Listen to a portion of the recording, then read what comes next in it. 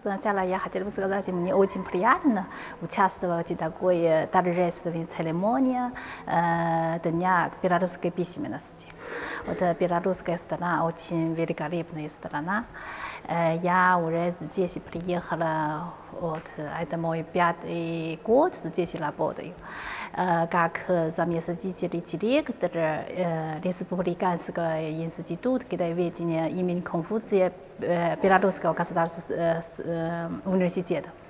Мы много вот здесь сотрудничествовали с издательством «Звезда», и мы много сделали перевод из китайского языка вот, на белорусском языке, и вот много здесь вот проводили мероприятия по китайской культуре. И вот мы сделали вот тоже сейчас такой секции вот爱情, это очень классические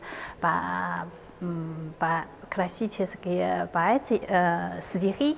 Вот здесь много вот интересные свидетельства о китайской культуре, китайская древняя вот мудрости, вот такой. Мы хотели бы познакомить вот наши литературы с белорусской стороны. Конечно, мы тоже вот иногда помогаем сделать перевод с белорусского языка на китайский, чтобы белорусская литература познакомились с китайскими читателями. Может быть, что-то есть в планах, может быть, еще какие-то будете произведения переводить, может быть, не знаю, там, белорусских авторов на китайский язык или, опять же, китайских поэтов еще на белорусский язык, может быть, какие-то мероприятия будут? Мы еще сделали вот переводчики современных писателей китайских, их роман, их вот статьи, вот, которые пишут о современном Китае.